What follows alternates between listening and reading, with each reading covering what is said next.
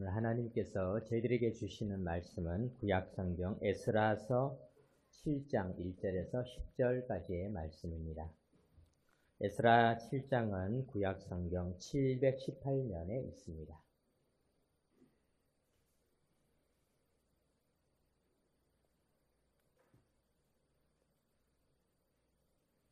하나님의 말씀을 교독으로 읽겠습니다. 2일 후에 바사왕 아다사스다가 왕위에 있을 때에 에스라라 하는 자가 있으니라. 그는 스라야의 아들이요 아사랴의 손자요 힐기야의 증손이요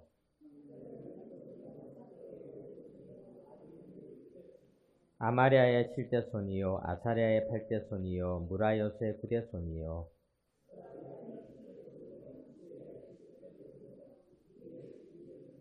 아비수아의 14대 손이요 비느하스의 14대 손이요 엘르아살의 15대 손이요 대제사장 아론의 16대 손이라.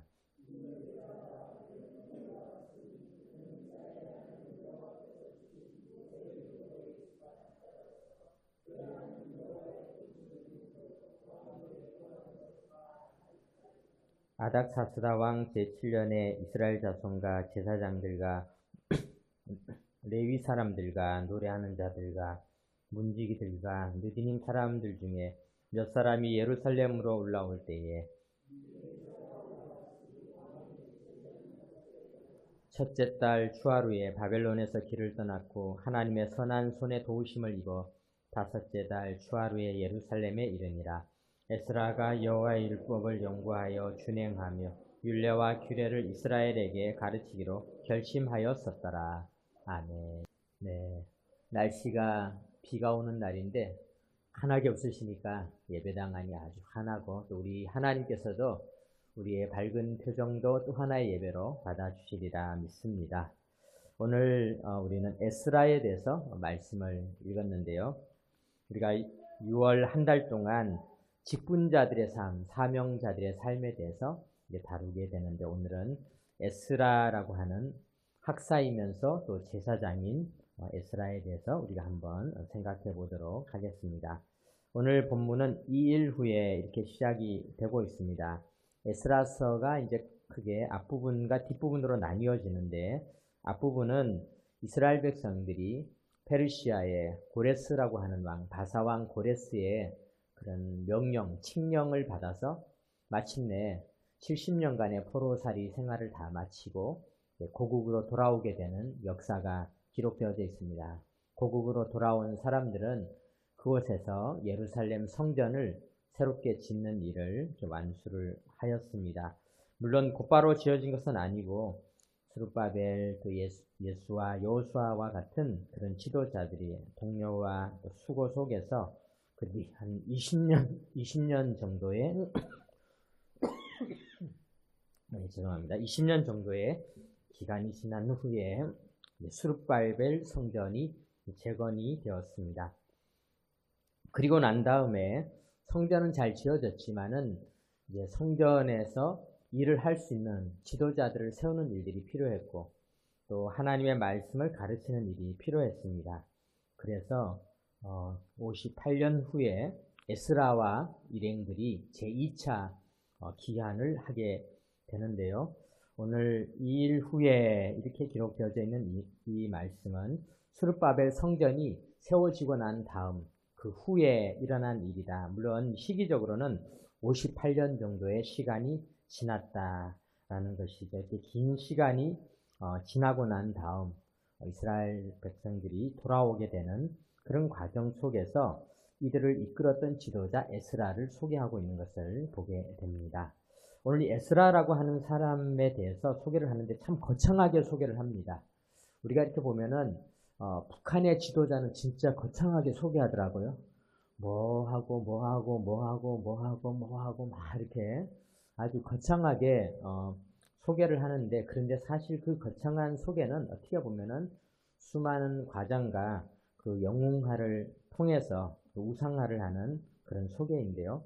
오늘 이 에스라는 어떻게 소개되고 있는가? 1절에 보니까 에스라에 대해서 그의 조상들이 다 열거가 되어지고 있습니다. 스라야의 아들이요 아사라의 손자요 힐기야의 증손이요 살룸의 현손이요. 현손이라는 말은 요즘에 우리가 그렇게 잘 쓰지는 않는 말이지만, 증손 다음이 이제 현손이구나, 이렇게 우리가 알 수 있죠. 그리고 사독의 5대 손이요. 그 다음에 6대 손, 7대 손, 8대 손 해서 그가 쭉 올라가서 16대 할아버지까지, 할아버지들이 다 소개되어지고 있는 그런 모습을 보게 됩니다. 제가 이것을 읽으면서 그런 생각을 했습니다. 에스라라고 하는 사람이 정말 하나님을 신실하게 따라가고 직분을 잘 감당했더니 그의 아버지, 할아버지, 또 그 윗대 할아버지 해서 16대 할아버지들까지 이름이 다 성경에 이렇게 기록되어지는, 어떻게 보면은 가문을 빛낸 사람이었구나, 이런 생각이 들었습니다. 우리가 성경에 보면요, 그의 아버지가 아들 때문에 빛난 사람들이 많이 있습니다. 예를 들면은 다윗 때문에 다윗을 소개할 때 이새의 아들 다윗이다. 사실 이새라는 사람이 역사적으로 큰 공로를 세우지는 못했지만은 다윗이 워낙 훌륭하기 때문에 다윗을 소개할 때마다 이새의 아들 다윗이다, 이런 소개를 하고 있지 않습니까? 또는 어떤 사람으로 인해서 동네가 빛나는 경우들도 많이 있습니다. 예를 들면은 갈릴리는 가난한 땅이었지만은 예수님께서 갈릴리 나사렛에서 살아가시고 활동하심으로 말미암아서 오늘날 우리 대한민국에 있는 사람들까지 나사렛이라는 동네를 알고 있지 않습니까? 전 세계인들이 이 나사렛이라고 하는 그런 이름을 사용하고 있습니다. 저 천안에 가면은 대학교 중에서도 나사렛 대학교라는 대학교 이름으로까지 사용되어지는, 전 세계인들이 이 나사렛이라는 말을 사용하고 있는 것입니다. 우리 동네에도 망우 역사문화공원이라고 하는 그 공원에 대해서 지난주에 이제 구청 소식지를 제가 이렇게 읽다 보니까 89만 9,139명이 망우 역사문화공원을 다녀갔다, 그렇게 기록되어 있더라고요. 와, 많이 다녀갔구나. 89만 명이 한 90만 명 정도인데 어떻게 세웠는지는 모르겠어요. 90만 명을 누가 앉아서 일일이 세웠는지 모르겠지만은 그 통계를 그렇게 나와 있는데, 거기에는 이제 뭐 우리가 잘 아는 유관순 열사를 비롯해서 우리 기독교의 지도자들, 독립운동했던 많은 지도자들이 있죠. 안창호 선생님, 유상규 선생님, 뭐 강소천 선생님, 또 최초의 여자 장로님이셨던 김말봉 장로님 등 많은 그런 근현대사에 나라를 빛냈던 사람들이 살다 보니까 89만 명이 90만 명 가까운 사람들이 그곳을 방문을 했다, 이렇게 기록이 되어져 있는 것이죠. 이렇게 작은 사람들의 그 수고가 이렇게 기록이 되는구나 라는 것을 생각해 보는 것입니다. 사랑하는 성도 여러분, 오늘 우리들의 삶도 그와 같이 빛나는 삶이 되시기 바랍니다. 내가 하나님을 잘 섬기면요, 우리의 아버지, 우리의 어머니, 우리 할아버지, 할머니, 그리고 우리의 선조들까지 다 성경에서 칭찬받고 우러러보며 이렇게 다 기록이 되는 역사가 나타나는데요. 우리의 인생이, 우리의 가정을 빛내는 인생이 얼마든지 될 수가 있습니다. 하나님을 잘 섬기면은 그와 같은 인생이 되고요. 또 어떤 분은 목사님, 저는 이제 나이가 좀 들어서 나라를 위해 기여하기도 어렵습니다. 걱정하지 마십시오. 내 후손들을 위해 기도하십시오. 내 손자들, 내 자녀들, 또 우리 대한민국에 있는 우리 사람들, 또 내 자식이 없으면 어떻습니까? 우리 중랑구에 있는, 우리 동네에 있는, 우리 교회에 있는 자녀들이 정말 빛나서 사람들이 나중에 너 어디 살았냐? 그러면은 그 상봉동 그 지도자가 자랐던 곳이지, 이렇게 인정받는 일이 나타날지 어떻게 알겠습니까? 우리가 그와 같은 축복의 지역, 또 축복의 가정, 축복의 교회, 또 우리나라가 그와 같은 그런 교회가, 우리 그런 나라가 될 수 있도록 우리가 기도하면서 또 살아가시기를 바랍니다. 오늘 이 에스라에 대해서 이렇게 소개를 하고 있는데요. 오늘 6절 말씀 우리 한번 에스라에 대한 소개 내용을 좀 살펴보겠습니다. 6절에 보니까 이 에스라가 바벨론에서 올라왔으니 그는 이스라엘의 하나님 여호와께서 주신 모세의 율법에 익숙한 학자로서, 율법에 익숙하다, 이렇게 표현하고 있습니다. 그의 하나님 여호와의 도우심을 입음으로 왕에게 구하는 것은 다 받는 자이더니, 여기서 익숙한 자 이렇게 소개를 하고 있습니다. 율법에 익숙한 자라는 이 말, 익숙한 자라는 말은 마힐이라고 하는 이 히브리어를 사용하고 있는데, 그것의 사전적인 정의는 여러 번 해보아서 능수능란하다 그런 뜻이죠. 우리도 이제 익숙하다라는 말이 있지 않습니까? 우리 주부들 보면요, 처음 결혼했을 때는 정말 칼질할 때마다 옆에서 보면 조마조마하고 불안불안하고 오이를 썰다가 손가락을 썰까 두렵고 그런데요. 어느 날 세월이 이렇게 지나면은 텔레비전 보면서 이렇게 썰 만큼 이제 익숙해진 거죠. 그만큼 굉장히 이제 익숙해졌다 그런 것을 보게 됩니다. 청소를 하는 사람들도요.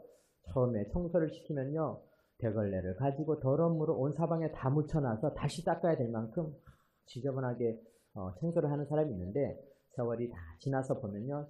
그분이 지나가기만 하면은 깨끗해지고 아주 관리가 잘 되어지는 것. 그러니까 모든 일이 크고 작은 일이 다 익숙한 일이 있습니다. 저도 이 설교를 처음 할 때는 너무 두렵고 떨렸습니다. 그래서 처음 이제 설교를 할 때 설교문을 다 한 다음에 이거를 내가 과연 하면 사람들이 또 하나님께 얼마나 내가 부끄러울까 너무 걱정이 되는 거예요. 그래서 할 수 없이 어떻게 했냐면은 지하철을 탔습니다. 그때는 이제 제가 청량리 근처에 살았는데 이 청량리 지하철역이 되게 시끄러워요. 들어가면요 사람 소리, 기차 소리, 왕왕 울리는 소리. 그래서 지하철 플랫폼에서 이쪽에서부터 저쪽으로 가면서 혼자 정신 나간 사람처럼 막 설교를 하면서 연습을 하면서 왔다 갔다 이렇게 했었던 그런 기억이 나는데요. 그런데 그때는 정말 주일이 무서웠어요. 주일이 오면 어떡하나. 주일엔 설교를 해야 되는데 그랬는데 지금 이제 세월이 조금 지나고 나니까 또 주일이 기다려지기도 하고 또 기대가 되기도 하고 또 성도들을 만나는 기쁨들이 오기도 하는 것입니다. 사랑하는 성도 여러분, 우리가 어떤 일을 하더라도 익숙해지면 훨씬 편해지고 또 여유가 생기는 것입니다. 어떤 일을 할 때 처음 일을 하는 사람들은 익숙해지는 날이 곧 올 것이다. 기대하면서 그 일을 감당하시기 바랍니다. 뭐 군대를 가도 익숙해지면은 훨씬 편해지는 거고요. 또 병원에 처음 발을 디디면 너무 두렵지만요. 병원에도 가면 고인물이라는 분들이 있어요. 오래 계신 분이 있어서 저 간호사는 2달밖에 안 됐는데 잘하네 이러면서 이미 간호사 의사들 다 정말 그 소나기에서 이렇게 다루는 그런 분들도 있습니다. 그래서 우리가 이 익숙하다라는 말이 있는데요. 근데 에스라는 어떻게 익숙했는가? 에스라는 율법에 익숙했다. 즉 다른 말로 이야기하면은 말씀에 익숙했다라는 그런 뜻을 가지고 있습니다. 참 대단한 일입니다. 오늘날에는 우리가 이 성경책이 이렇게 들고 다닐 수 있는 성경책이 있습니다. 그래서 우리가 성경을 보기가 쉬웠는데 에스라 당시에는 양피지에 이 흰 양피지를 이렇게 기록을 한다면 성경을 둘둘둘 말하기 때문에 이 성경을 본다라는 것이 참 어려운 과정이었습니다. 우리가 이제 이렇게 생각해 보면 됩니다. 벽지 있잖아요, 벽지. 벽지를 이렇게 둘둘 말았던 걸 이렇게 펴서 글씨를 찾는다라고 생각하는데요. 게다가 오늘날에는 우리가 오늘 성경은 에스라 7장 1절에서 10절입니다. 우리가 이렇게 말할 수가 있었는데 에스라 당시에는 성경에 장가절이 없었어요. 그래서 이 장절을 찾는 것이 아닙니다. 장절을 찾으려면은 이 두루마리를 이렇게 펴가지고 그것을 쫙 늘려서 그 속에 있는 글자를 찾아내야 되는 것이기 때문에 성경을 읽는다는 것이 굉장히 어려운 일이었습니다. 게다가 에스라는 오늘 본문에 보니까 바벨론에서 올라왔다고 이야기하고 있지 않습니까? 그가 이스라엘 땅에서 살았던 것도 아니고 저 멀리 이방신 벨과 느보와 같은 그런 우상을 섬기고 있는 그 나라에서 성경을 그렇게 익숙하기 위해서 연구를 했다는 것은 그가 정말 아주 철저히 공부를 했다는 것입니다. 그러니까 이 에스라는 성경을 가지고 정말 그것이 내 말씀인 것처럼 아주 열심히 했다라는 것입니다. 오늘날에는 사람들이 성경을 우리가 이렇게 쉽게 볼 수 있음에도 불구하고 성경을 가까이 하는 일이 점점 멀어지고 있는 안타까운 일을 보게 됩니다. 옛날에 이제 저도 그 어느 목사님께서 그런 말씀을 하시는 걸 들은 적이 있는데요. 미국의 주일학교 아이들이 성경을 그렇게 안 읽었다는 거예요. 애들이 교회는 나가는데 성경을 너무 안 읽는 거예요. 그래서 선생님이 애들한테 이제 성경을 가지고 문제도 내고 퀴즈도 내고 이렇게 할 테니까 성경을 어디까지 읽어와라 이렇게 해서 이제 성경을 알려줬는데 드디어 이제 선생님께서 그날 아이들한테 퀴즈를 냈습니다. 퀴즈가 뭐냐면은 예수님의 12제자 이름을 이야기를 해봐라. 좀 어렵죠? 좀 어렵긴 했어요. 그래서 제일 먼저 피터에게 물어봤어요. 피터야, 예수님의 12제자 이름 중에서 아는 사람이 있으면 좀 얘기를 해봐라. 그랬더니 피터가 고개를 떨어뜨려 아무도 모르겠습니다. 그런 거. 그래서 두 번째로 제임스에게 물어봤어요. 제임스야, 예수님의 12제자 이름 중 아는 사람이 있니? 전혀 없습니다. 그래, 존, 너는 알겠지? 존에게 물어봤어요. 그랬더니 존이 전혀 모르겠습니다. 근데 사실 우리가 이제 영어로 피터는 베드로잖아요. 제임스는 야고보, 존은 요한이에요. 자기 이름만 이야기하면은 답을 맞출 수가 있는데 안타깝게도 그들은 그걸 몰랐던 거예요. 그래서 물론 이것이 어쩌면 실제로 일어난 일인지 아니면은 그만큼 이 말씀을 안 읽는 시대를 우리가 이제 이야기를 하고 있는지 모르겠지만요. 우리는 주의 말씀을 익숙하게 읽었던 에스라처럼 우리도 말씀을 읽어야 됩니다. 예수님께서 마귀에게 시험을 받으셨을 때 어떻게 이길 수 있었습니까? 광야에 아무것도 없었습니다. 광야에 뭐 양피지 성경을 가지고 가실 수 있는 것도 아니고 그냥 광야에 가셨는데요. 마귀가 시험을 할 때 주님께서는 말씀으로 물리치셨어요. 어떻게 그게 가능했을까? 예수님은 말씀을 외우셨어요. 암송을 하셨어요. 그래서 예수님의 머릿속에 늘 말씀이 필요한 때 나올 수 있도록 주님은 말씀에 익숙하셨던 분이셨습니다. 예수님께서 십자가를 치셨을 때도 그 십자가에서 주님께서는 시편 22편 말씀을 암송하셨잖아요. 엘리 엘리 라마 사박다니. 이 말씀이 이제 시편 22편의 말씀인 거죠. 말씀을 붙잡았기 때문에 예수님은 공생에도 승리하시고 십자가의 그 큰 대업을 이루실 수가 있었던 것입니다.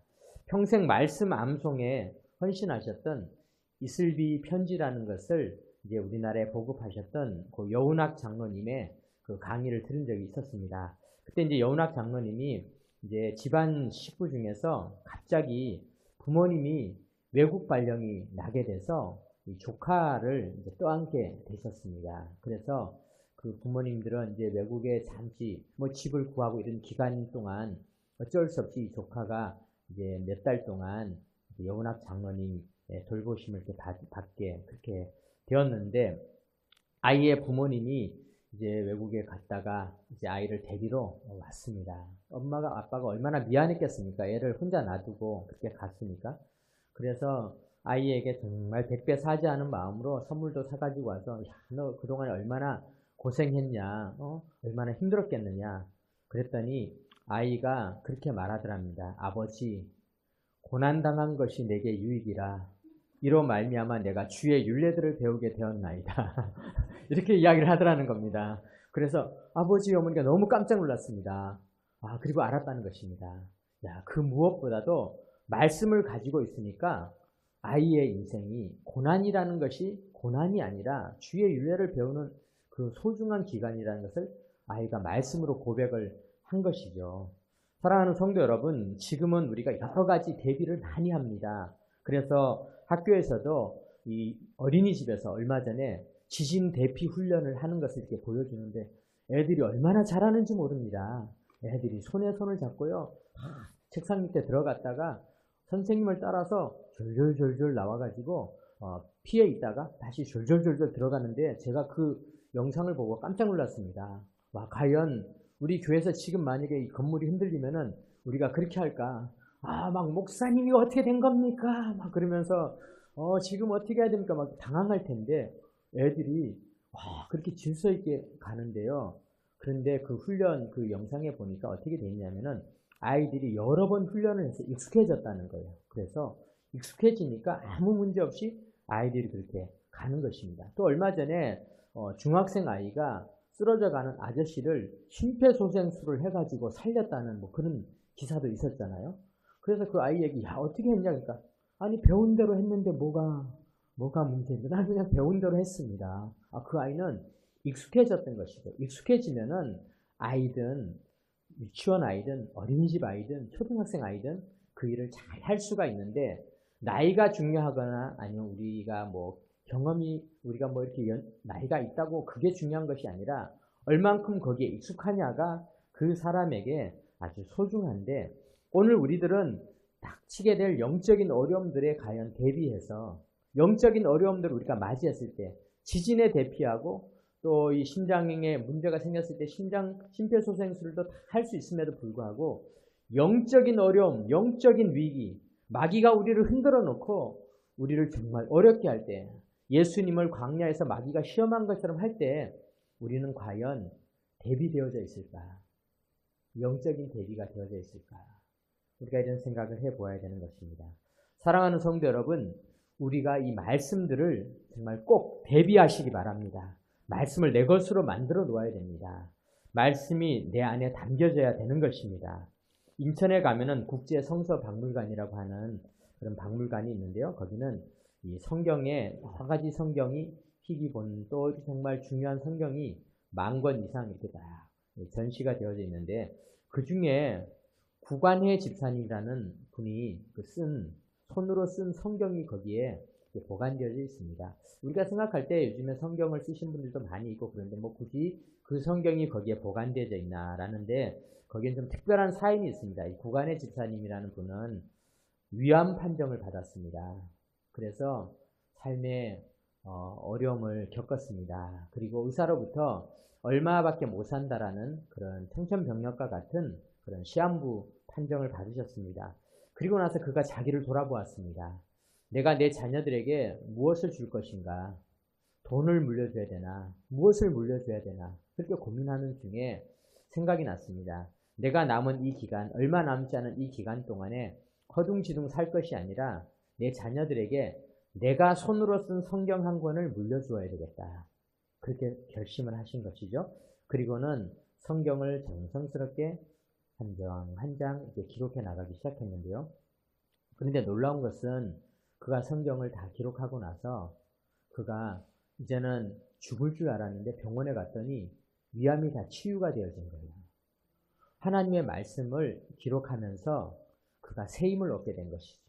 그의 모든 육신의 연약함들이 해결되어지면서 물론 그렇다고 해서 지금부터 모두 다 성경 쓴다고 다 위암이 낫거나 집이 생기거나 애들이 갑자기 달라지거나 꼭 그러지는 않을 수도 있습니다. 그럴 수도 있지만은 그것이 중요한 것이 아니라 우리가 하나님의 말씀을 아이들에게 유산으로 물려줄 만큼 소중하게 여겼다라는 것입니다. 말씀이 얼마나 소중한가를 보여주고 있는 그런 이야기라고 할 수가 있습니다. 오늘 본문에도 보면은 6절에 에스라가 율법에 익숙한 학자로서 그야 하나님 여호와의 도우심을 입음으로 왕에게 구하는 것은 다 받는 자이더니, 여기서 이야기하는 왕은 이스라엘의 왕이 아니죠. 아직 당시에는 이스라엘은 포로들이었습니다. 이 왕은 아닥사스다라고 하는 그런 왕이죠. 다른 나라의 왕입니다. 그런데 어떻게 에스라를 이 왕이 이렇게 도와줄 수가 있었을까? 성경은 이렇게 말씀하고 있습니다. 요한복음 1장 1절에 보니까 태초에 말씀이 계시니라. 이 말씀이 하나님과 함께 계셨으니 이 말씀은 곧 하나님이시니라. 우리가 말씀을 가까이 하잖아요. 근데 이 말씀은 하나님이 계시는 것입니다. 그러니까 에스라가 말씀과 자꾸 가까이 계시니까 하나님이 계시는 거예요. 그러니까 왕이 에스라를 바라보는 순간에 하나님을 경험하게 되는 것입니다. 하나님의 그 위엄과 어미하심과 하나님의 능력이 에스라를 통해서 보여지게 되는 것입니다. 그래서 왕이 에스라에게 모든 것을 다 줄 수밖에 없는 그런 역사가 나타나게 된 것입니다. 하나님의 말씀은 히브리서 4장 12절에 보니까 살아있고 활력이 있어 좌우에 날선 어떤 검보다도 예리하여 혼과 영과 및 관절과 골수를 찔러 쪼개기까지 하며 또 마음의 생각과 뜻을 판단하나니 지으신 것이 하나도 그의 앞에 나타나지 않음이 없고 우리의 결산을 받으신 이의 눈앞에 만물이 벌거벗은 것 같이 드러나느니라. 이 말씀이 나타나면요, 어떤 역사가 나타나는가? 말씀은 아주 강력합니다.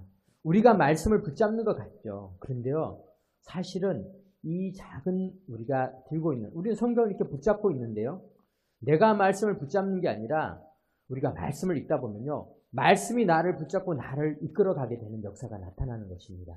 그래서 이 하나님의 말씀 앞에 우리 자신들이 다 벌거벗은 것처럼 무장해제가 되어 버리는 것입니다. 일본에 그런 어느 목회자의 이런 간증이 있습니다. 그가 가난하고 어려웠을 때 하지 말아야 할 일을 했습니다. 어떤 일을 했냐면은 그 자기 지역에 있는 어떤 여자 학교 기숙사에 그가 너무 힘들고 배가 고프고 가난하니까 그만 물건을 훔치러 들어갔습니다. 그런데 뭐 기숙사 학생들이 큰 기중품이 있겠습니까? 그런데 문이 열려 있으니까 충동적으로 들어가서 물건을 이렇게 가져왔는데 가져온 게 그저 이제 겉옷이랑 몇 가지 이렇게 물건들을 이제 가지고 왔는데 그가 그 물건을 가지고 왔는데 보니까 돈도 없고 진짜 뭐 별로 도둑질은 했지만 별것이 없는데 그 옷 중에 성경책이 나오게 된 것입니다. 그래서 그가 깜짝 놀랐습니다. 야, 이 성경책이라는 것이구나 이게. 그래서 그가 성경을 딱 폈는데요. 하필이면은 벌거벗은 것 같이 드러나도록 성경에 어떻게 기록되어 있냐면은 그가 핀 부분이 에베소서 4장 28절인데 거기 이렇게 기록되어 있습니다. 도둑질하는 자는 다시 도둑질하지 말고 돌이켜 가난한 자에게 구제할 수 있도록 자기 손으로 수고하여 선한 일을 하라. 하필이면 딱 도둑질을 했는데 딱 편 그 부분이 나온 것입니다. 그런데 그가 그 부분을 읽으면서 생각을 했습니다. 도둑질한 자는 죽을지어다, 망할지어다 이런 게 아니라 도둑질한 자는 다시 도둑질하지 말고 그 말을 들으면서 그가 생각이 났습니다. 아, 나를 용서해 주시는구나. 다시는 하지 말아라. 그리고 돌이켜서 가난한 자에게 구제할 수 있도록 자기 손으로 수고하여 선한 일을 하라. 그리고 나서 그가 생각했습니다. 아, 그리고 나니까 내가 돌이키면은 내가 남을 도와줄 수 있을 만큼 나도 돈을 벌 수 있겠구나. 선한 일을 하면은. 근데 이것을 아주 긍정적으로 성경을 읽은 거죠. 그리고 난 다음에 그가 10년간 착실히 살았는데요. 정말 그의 인생이 달라졌습니다. 좋아졌습니다.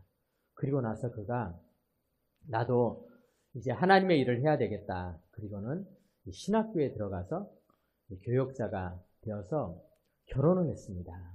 아주 예쁜 자매랑 결혼을 하다가 자기가 있었던 일을 고백을 했습니다.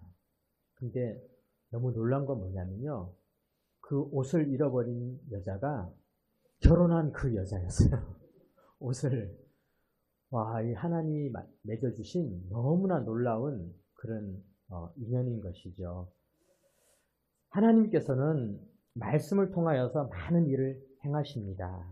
우리가 이 말씀을 읽을 때 오늘 본문 10절 말씀만 우리가 마지막으로 우리가 한번 생각해 보겠습니다. 10절에 이렇게 기록하고 있습니다. 에스라가 여호와의 율법을 연구하여 준행하며 율례와 규례를 이스라엘에게 가르치기로 결심하였더라.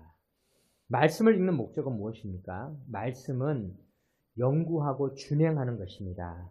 말씀은 씨앗과 같습니다. 실천하는 것입니다. 씨앗은요, 가지고 있으면은 그 씨앗이 아무리 생명력이 있어도 그냥 그대로 있습니다. 그런데 그 씨앗이 뿌려지면은 30배, 60배, 100배의 결실을 맺는 것처럼 말씀은 실천할 때 놀라운 역사가 나타나는 것입니다.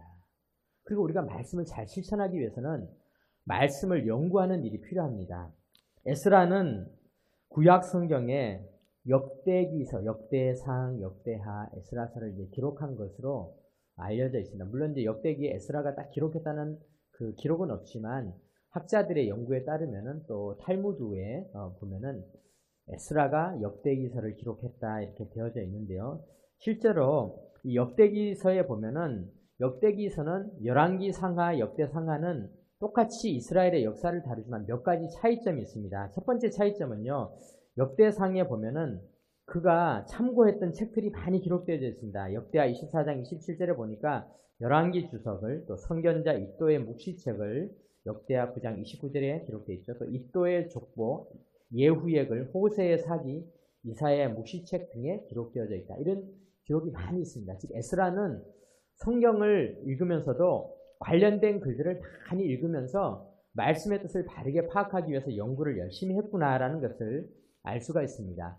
또 하나 이 에스라가 기록했던 역대기와 열왕기서에 좀 차이점이 있는데요. 똑같이 이스라엘의 역사를 다루고 있는데 열왕기 상하에는 다윗이 간음을 했던 죄와 또 솔로몬이 배교를 했던 그런 죄들이 자세하게 기록되어 있는데요. 역대기는 그 부분은 빼놓고 성전에 찬양 드리는 자들의 조직이라든가 어떻게 성전 예배를 드렸다라든가 이런 예배에 대한 내용들이 굉장히 자세하게 기록되어 있습니다. 우리가 이것을 통해서 에스라가 관심 가졌던 부분이 무엇인가? 그는 성경을 읽으면서 하나님께서 주셨던 이스라엘의 역사 속에서 어떻게 하면 예배를 잘 드릴 것인가? 어떻게 하면 주님을 더 잘 섬길 것인가에 더 관심을 가졌지 사람들이 잘못들, 범죄들에 대해서 자세한 기록들은 잠시 내려놓고 어떻게 하나님을 더 잘 섬길까? 그런 것을 충실하게 기록해 놓은 것을 보게 됩니다. 사랑하는 성도 여러분, 오늘 말씀을 마무리 지으면서 말씀에 익숙했던 이 에스라를 우리 직분자들의 삶의 좋은 모델로 우리가 생각해 보기를 원합니다. 나무꾼은 도끼를 잘 다루어야 나무를 잘 할 수가 있죠. 주부들은 칼과 도마를 잘 다루어야 또 음식을 잘 할 수가 있습니다. 하나님의 사람들은 하나님의 말씀에 익숙해야 되는 것입니다. 우리가 주의 말씀을 더 가까이 하기로 결심하시기 바랍니다. 말씀이 우리에게 들어가면요, 어린아이라 할지라도 삶의 위기에서 벗어날 수가 있습니다. 지진 훈련을 받은 아이들, 심폐소생술을 받은 아이들이 인생의 위기들을 잘 탈출해내는 것처럼 우리는 하나님의 말씀을 우리가 정말로 익숙하게 읽고 정말 나에게 다가오는 말씀들은 내 것으로 만들어서 마치 우리 수박에서 단물을 빨아먹듯이 말씀이 우리에게 주는 유익들을 경험하고 연구하고 묵상하게 되면은 우리는 말씀에 익숙한 사람이 되는 것입니다. 말씀에 익숙한 사람들은 이 세상 사람들이 두려워하게 됩니다. 존경하게 됩니다. 그리고 그가 가정과 교회와 국가를 빛내는 그런 새로운 인생들로 되어짐으로 말미암아서 오늘 사람들이 옛날에 상봉동은 말씀으로 아주 유명한 동네가 되었대더라. 그런 또 인정을 받을 수 있을지 누가 압니까? 제가 이 상봉동에 동문교회 부임을 했을 때 사람들이 물어보더라고요. 교회가 어디 있습니까? 네, 저는 동문교회로 갔습니다. 동문이라는 말을 좀 사람들이 좀 익숙해하지 않더라고요. 동문교회가 어디 있습니까? 상봉동에 있습니다. 그랬더니 거기 옛날에 연탄 회사 있던데 거기 앞에 아니에요? 그러시더라고요. 언제적 얘기인데 우리가 아직도 연탄 동네로 인식을 받고 있다니 참 안타깝구나. 우리 상봉동도 뭔가 좀 빛나는 일이 생겼으면 좋겠다. 그래서 집은 어딘가네. 망우동에 거기 공동묘지 있던데 아닙니까? 이렇게 보니까 우리도 좀 망우동도 빛나는 것들이 많아서 우리가 좀 좋은 이미지를 이렇게 가졌으면 좋겠다. 그랬는데 우리가 무엇으로 빛나면 좋겠습니까? 우리가 하나님의 말씀이 살아있는 곳이다. 말씀으로 기적을 일으킨 놀라운 하나님의 일꾼들이 살아가는 곳이다.